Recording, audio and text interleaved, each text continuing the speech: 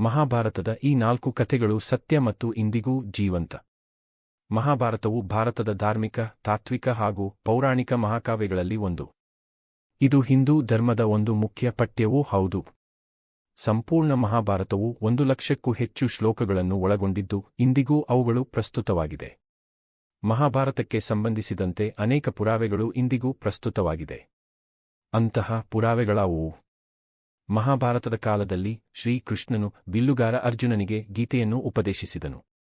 ಇಂದಿಗೂ ಅದನ್ನು ಜನರು ಶ್ರದ್ಧಾಭಕ್ತಿಯಿಂದ ಕೇಳುತ್ತಾರೆ ಮತ್ತು ಓದುತ್ತಾರೆ.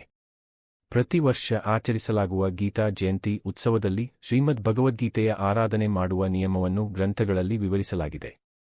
ಈ ದಿನದಂದು ಶ್ರೀಕೃಷ್ಣನೊಂದಿಗೆ ಭಗವದ್ಗೀತೆಯನ್ನು ಪೂಜಿಸುವುದರಿಂದ ಭಕ್ತರ ಜೀವನದಲ್ಲಿ ಬರುವ ಎಲ್ಲಾ ತೊಂದರೆಗಳು ದೂರವಾಗುತ್ತವೆ ಮತ್ತು ಅವರ ಜೀವನದಲ್ಲಿ ಸಂತೋಷ ಮತ್ತು ಸಮೃದ್ಧಿ ಬರುತ್ತದೆ ಎಂದು ನಂಬಲಾಗಿದೆ.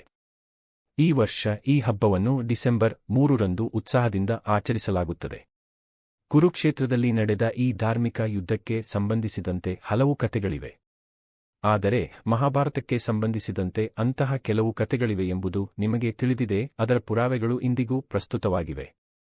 ಅಂತಹ ಕಥೆಗಳು ಯಾವುವು ಎಂಬುದನ್ನು ನಾವಿಲ್ಲಿ ತಿಳಿದುಕೊಳ್ಳೋಣ. 1. ಕುರುಕ್ಷೇತ್ರದಲ್ಲಿ ಪುರಾತನ ಬಾವಿಯಿದೆ. ಮಹಾಭಾರತದ ಮಹಾಯುದ್ಧವು ಕೌರವರು ಮತ್ತು ಪಾಂಡವರ ನಡುವೆ ನಡೆದ ಅದೇ ನಗರ ಕುರುಕ್ಷೇತ್ರ. ಹರಿಯಾಣ ರಾಜ್ಯದಲ್ಲಿ ನೆಲೆಗೊಂಡಿರುವ ಈ ನಗರದಲ್ಲಿಯೇ ಭಗವಾನ್ ಶ್ರೀಕೃಷ್ಣನು ಅರ್ಜುನನಿಗೆ ಬ್ರಹ್ಮಜ್ಞಾನವನ್ನು ನೀಡಿದನು. ಅದನ್ನು ನಾವು ಇಂದು ಭಗವದ್ಗೀತೆ ಎಂದು ಕರೆಯುತ್ತೇವೆ. ಪುರಾತತ್ವ ಶಾಸ್ತ್ರದ ಸಮೀಕ್ಷೆಯಲ್ಲಿ ಈ ಸ್ಥಳದಿಂದ ಮಹಾಭಾರತದ ಕಾಲದ ಅನೇಕ ಅವಶೇಷಗಳು ಕಂಡುಬಂದಿವೆ. ಇದರಲ್ಲಿ ಬಾಣಗಳು, ಈಟಿಗಳು ಇತ್ಯಾದಿಗಳು ಸೇರಿವೆ. ಕುರುಕ್ಷೇತ್ರದಲ್ಲಿ ಪುರಾತನವಾದ ಬಾವಿಯಿದ್ದು ಈಗಲೂ ಅಸ್ತಿತ್ವದಲ್ಲಿದೆ. ಅಲ್ಲಿ ಕರ್ಣನು ಯುದ್ಧದ ಸಮಯದಲ್ಲಿ ಚಕ್ರವ್ಯೂಹವನ್ನು ಸೃಷ್ಟಿಸಿದನು ಮತ್ತು ಮೋಸದಿಂದ ಅಭಿಮನ್ಯುವನ್ನು ಕೊಂದನು ಎನ್ನಲಾಗುತ್ತದೆ. 2. ಭಗವಾನ್ ಖಾಟು ಶ್ಯಾಮನ ಕಥೆಯು ಮಹಾಭಾರತಕ್ಕೆ ಸಂಬಂಧಿಸಿದೆ. ಘಟೋತ್ಕಚನ ಮಗ ಬಾರ್ಬರಿಕನು ಎಷ್ಟು ಬಲಿಷ್ಠನಾಗಿದ್ದನೆಂದರೆ ಅವನು ಕೇವಲ 3 ಬಾಣಗಳಿಂದ ಯುದ್ಧ ಭೂಮಿಯನ್ನು ಪ್ರವೇಶಿಸಿದನು ಎಂದು ಮಹಾಭಾರತದಲ್ಲಿ ಹೇಳಲಾಗಿದೆ. ಬಾರ್ಬರಿಕ ಯುದ್ಧಭೂಮಿಗೆ ಪ್ರವೇಶಿಸಿದರೆ ಕೆಲವೇ ನಿಮಿಷಗಳಲ್ಲಿ ಯುದ್ಧವು ಕೊನೆಗೊಳ್ಳುತ್ತದೆ ಎಂದು ಶ್ರೀಕೃಷ್ಣನಿಗೆ ತಿಳಿದಿತ್ತು.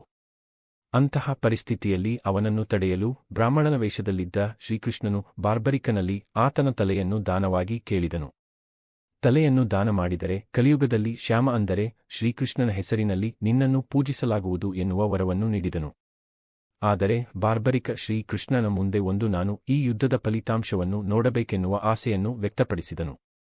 ಆಗ ಬಾರ್ಬರಿಕನ ಮುಂಡವನ್ನು ಯುದ್ಧ ವಲಯದಿಂದ ದೂರ ಇಡಲಾಯಿತು ಮತ್ತು ಅವನ ಮುಂಡವನ್ನು ಇರಿಸಿದ್ದ ಸ್ಥಳದಲ್ಲಿ ಇಂದು ಭಗವಾನ್ ಖಾಟು ಶ್ಯಾಮನ ದೇವಾಲಯವಿದೆ. ಈ ದೇವಾಲಯವು ರಾಜಸ್ಥಾನದ ಸಿಕರ್ ಜಿಲ್ಲೆಯಲ್ಲಿದೆ ಮತ್ತು ಖಾಟು ಶ್ಯಾಮನನ್ನು ಭೇಟಿ ಮಾಡಲು ಲಕ್ಷಾಂತರ ಭಕ್ತರು ಇಲ್ಲಿಗೆ ಬರುತ್ತಾರೆ. 3. ಹನುಮಂತ ಮತ್ತು ಭೀಮನ ಭೇಟಿಗೆ ಸಾಕ್ಷಿ. ಹನುಮಂತನು ಮತ್ತು ಬಾಹುಬಲಿ ಭೀಮ ಪರ್ವತದ ಮೇಲೆ ಭೇಟಿಯಾದಾಗ ಹೇಳುವ ಕತೆ ನಮಗೆಲ್ಲರಿಗೂ ತಿಳಿದಿದೆ. ಆಗ ಭೀಮನು ತನ್ನ ಬಾಲವನ್ನು ದಾರಿಯಿಂದ ತೆಗೆಯುವಂತೆ ಹನುಮಂತನಿಗೆ ಹೇಳಿದನು. ಹನುಮಂತನು ಭೀಮನ ಕಡೆಗೆ ತಿರುಗಿ ನೀನು ಹೀಗಬೇಕೆನಿಸಿದರೆ ನನ್ನ ಬಾಲವನ್ನು ನೀನೇ ಸರಿಸಿ ಹೋಗು ಎಂದು ಹೇಳುತ್ತಾನೆ. ಆದರೆ ಭೀಮನಿಗೆ ಆ ಬಾಲವನ್ನು ಸರಿಸಲು ಸಾಧ್ಯವಾಗಲಿಲ್ಲ. ಉತ್ತರಾಖಂಡದ ಜೋಶಿಮಠದಿಂದ ಸುಮಾರು 25 ಕಿಲೋಮೀಟರ್ ದೂರದಲ್ಲಿರುವ ಹನುಮಾನ್ ಚಟ್ಟಿಯಲ್ಲಿ ಈ ಘಟನೆ ನಡೆದಿದೆ ಎಂದು ಇತಿಹಾಸಕಾರರು ಮತ್ತು ವಿದ್ವಾಂಸರು ಹೇಳುತ್ತಾರೆ. ಆಗ ಹನುಮಂತನು ಭೀಮನನ್ನು ಮಹಾಭಾರತದಲ್ಲಿ ಗೆಲ್ಲುವಂತೆ ಆಶೀರ್ವದಿಸಿದನು. 4. ಸಿಂಧೂ ಕಣಿವೆಯು ಬ್ರಹ್ಮಾಸ್ತ್ರದಿಂದ ನಾಶವಾಯಿತು. ಬ್ರಹ್ಮಾಸ್ತ್ರವನ್ನು ವೇದಗಳಲ್ಲಿ ಅತ್ಯಂತ ವಿನಾಶಕಾರಿ ಆಯುಧವೆಂದು ವಿವರಿಸಲಾಗಿದೆ. ಆದರೆ ಮಹಾಭಾರತದಲ್ಲಿ ಗುರು ದ್ರೋಣರ ಮಗ ಅಶ್ವತ್ಥಾಮ ಅರ್ಜುನನ ಮೇಲೆ ಬ್ರಹ್ಮಾಸ್ತ್ರ ಪ್ರಯೋಗಿಸಿದ್ದಾನೆ. ಆದರೆ ಈ ವಿನಾಶಕಾರಿ ಆಯುಧವನ್ನು ಹೇಗೆ ಹಿಂದಿರುಗಿಸಬೇಕೆಂದು ಅವನಿಗೆ ತಿಳಿದಿರಲಿಲ್ಲ. ತನ್ನ ಮುಂದೆ ಬರುತ್ತಿರುವ ಬ್ರಹ್ಮಾಸ್ತ್ರವನ್ನು ನೋಡಿದ ಅರ್ಜುನನು ಭಯಗೊಂಡನು ಮತ್ತು ಶ್ರೀಕೃಷ್ಣನಿಗೆ ಸಲಹೆಯನ್ನು ಕೇಳಿದನು. ಆಗ ಶ್ರೀಕೃಷ್ಣನು ಅರ್ಜುನನಿಗೆ ತನ್ನ ಬ್ರಹ್ಮಾಸ್ತ್ರವನ್ನು ಬಳಸಿ ಈ ವಿನಾಶಕಾರಿ ಅಸ್ತ್ರವನ್ನು ನಿಲ್ಲಿಸಲು ಸೂಚಿಸಿದನು.